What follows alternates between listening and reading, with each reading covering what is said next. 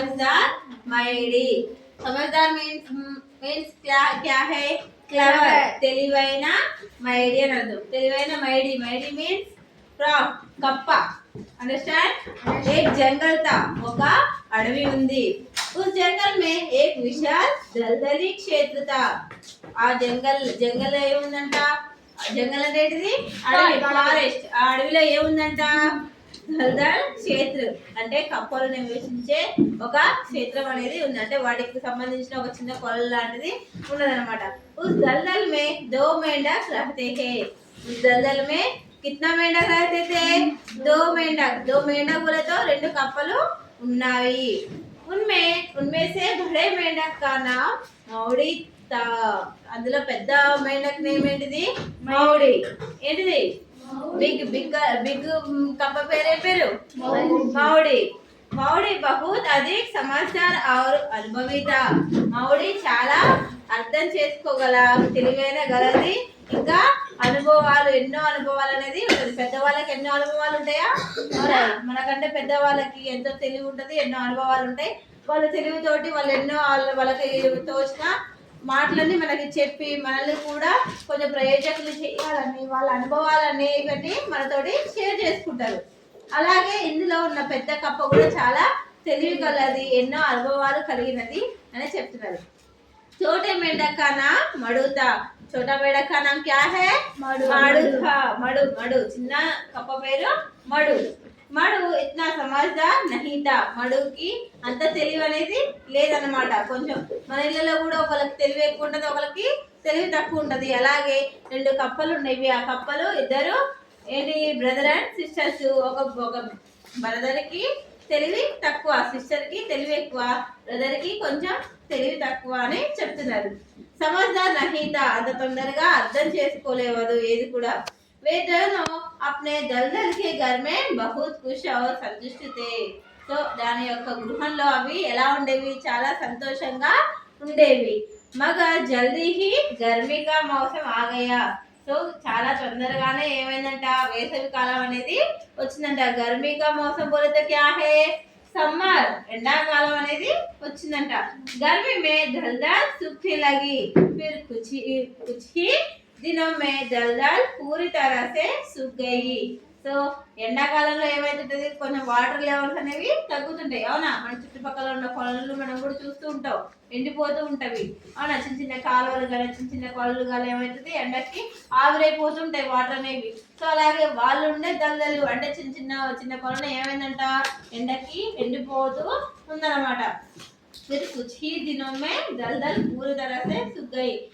కొన్ని రోజులలో ఆ యొక్క కొలను మొత్తం ఎండిపోయిందన్నమాట इसी कारण दोनों मेंढकों को दलदल को छोड़ने के लिए विवश होना पड़ा సో వాళ్ళిద్దరికి కప్పలు ఎలా ఉంటాయి ఎక్కడ ఉంటాయి నీళ్ళలోనే ఉండేవి సో వాటర్ లో ఉండాలి కాబట్టి వాడికి ఉన్న చోటు ఏమైంది మొత్తం ఎండిపోయింది నీళ్ళు అనేవి లేకుండా పోయినాయి సో వాళ్ళకి ఇంకో ప్రదేశం అనేది కావాలి ఆ ప్రదేశం ఎక్కడ అనేది వాళ్ళు వెతుక్కుంటూ ఆ ప్రదేశం కోసం వెళ్తూ ఉన్నారు అన్నమాట वे नए घर की खोज में निकल पड़े चलते चलते वे शीघ्र ही एक कुएं पर पहुंच गए వాళ్ళు ఇక నడుచుకుంటూ అడవిలో నడుచుకుంటూ చిన్న వాడికి కావాల్సిన వాడ ప్రవేశం ఎక్కడుందా అని వాడికి కావాల్సిన గృహం ఎక్కడుందా అని మంచిగా చూసుకుంటూ అటు ఇటు చుట్టుపక్కల చూసుకుంటూ వెళ్తున్నాయి దారి మధ్యలో వాళ్ళకి ఏం కనిపించింది చిన్న బావి అనేది కనిపించింది ఆ బావి అనేది చూడగానే వాళ్ళకి ఎంతో సంతోషం అనేది అనిపించింది అవునా మనకు కూడా ఏదన్నా ఒక వస్తువు కావాలి దొరకకపోతే ఏం చేస్తాం ప్రతి ఒక్క చోటుకి వెతుకుతామా ఫలానా సూర్యాపేట ఫలానా మిర్యాలగూడెం ఏదో ఒకటి సమ్మె పోయి తెచ్చుకుంటాం మిర్యాలగూడెంలో ఉందంటే ఎంత సంతోషపడతాం మనము పోయి తెచ్చుకుంటాం మనకు కావాల్సిన వస్తువు మనకు కావాల్సినవి మనం తెచ్చుకుంటాం మనకు ఎంత సంతోషంగా ఉంటుంది అలాగే ఆ రెండు కప్పులకు కూడా ఆ బావిని చూడగానే చాలా సంతోషంగా అనిపించింది అనమాట उन्होंने कुएं में झुक कर देखा कुआं बहुत गहरा था मडु उस कुएं को देखकर बहुत खुश हुआ मडु ఎవరు చిన్న కప్ప అవునా తమ్ముడు కప్ప ఏమన్నాడు బావిలో నీళ్లు చాలా బాగున్నవి ఎత్తుగా ఉన్నవి మనం ఇందులో ఉండొచ్చు మనకి నివసించడానికి ఒక గృహం అనేది దొరికింది మనం ఇందులో మంచిగా ఉండొచ్చు అని అన్నది ఎవరు అన్నారు మడు అన్నది ఎవరితో అన్నది మేడతోటి అన్నది बिल्कुल सही। और सुविधापूर्ण जगह है। कुएं के भीतर सुरक्षित तथा शीतल जगह मिलेगा। उसके अतिरिक्त पानी भी बहुत गहरा है। आओ हम दोनों इसमें कूद जाए और यही रखने लगे। సో మండు ఏమన్నాడు, ఏమన్నాడు, మనము ఇక్కడ ఉండడానికి ఏమన్నాడు, మనం ఉండడానికి నివాసం దొరికింది, మనం ఇందులో ఉండొచ్చు, మనకు కావాల్సిన రోజు ఇక్కడ ఉండొచ్చు, మంచిగా సంతోషంగా ఉండొచ్చు, ఆడుకోవచ్చు, వాటర్ అనేవి బాగున్నాయి ఇందులో అని వాళ్ళ అన్నయ్య తోటి చెప్తుంది అనమాట. उसकी बात सुनकर मैडी ने कहा मेरे छोटे भाई इतनी जल मत करो. సో నా ప్రియమైన తమ్ముడా, ఇది నువ్వు నీ ఆలోచన కరెక్ట్ అనేది కాదు.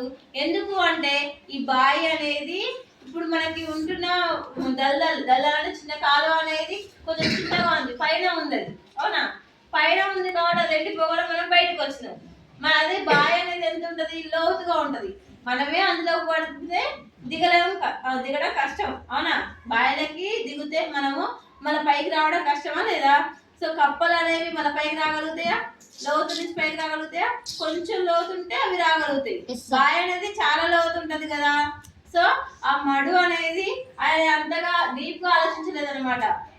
ఈ బావి అనేది లోతుగా ఉంటది, మరి వాటర్ అనేవి లేకపోతే మళ్ళీ మనం ఎలా వస్తాం బయటికి. కొలను నుంచి అయితే కొంచెం వాటర్ అనేవి లోతు తక్కువ ఉంటది కాబట్టి ఎమ్మడే వాటర్ ఎండిపోగానే మనం వచ్చేసినాము. అదే బావిలో అయితే వాటర్ చాలా ఎక్కువ ఉంటది, బావి లోతుగా ఉంటది, మరి అది కూడా ఎండాకాలం ఎండిపోవచ్చు, చెప్పలేము.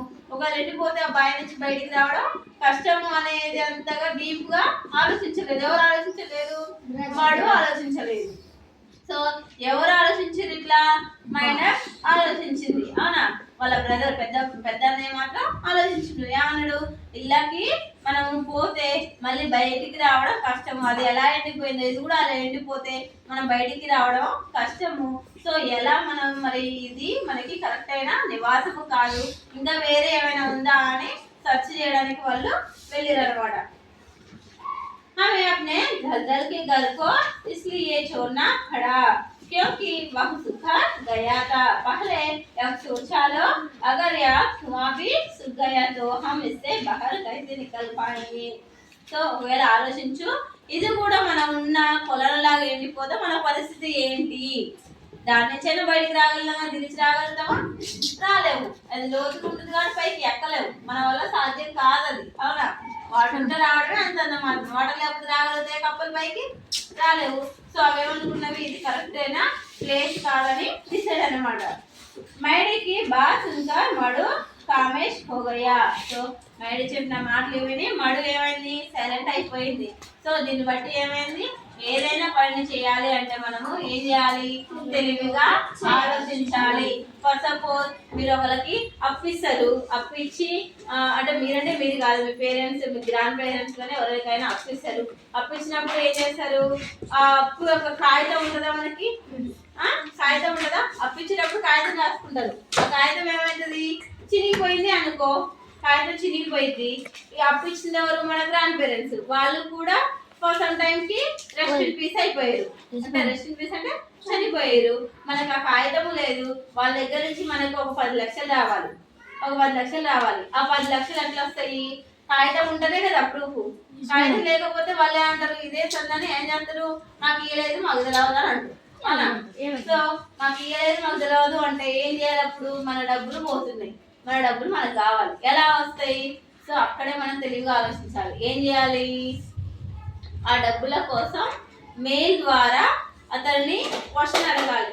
మా తాతగారు మీకు ఒక 15 లక్షలు అప్పుగా ఇచ్చారు కదా, మీరు ఆ డబ్బులు మాకు ఎప్పుడు తిరిగి ఇస్తారు, అంకులా ఆంటీయా ఏదో ఒక మెసేజ్ అనేది మెయిల్లో, ఈమెయిల్లో సెండ్ చేయాలి. సెండ్ చేస్తే ఏమవుతుంది, ఆ యొక్క మెసేజ్ని చూసి వాళ్ళు ఏమైనా రిప్లై ఇస్తారు, అవును ఇచ్చిరు, అప్పుగా ఇచ్చిన మాట నిజమే, కానీ అవి 15 లక్షలు కాదు 10 లక్షలు.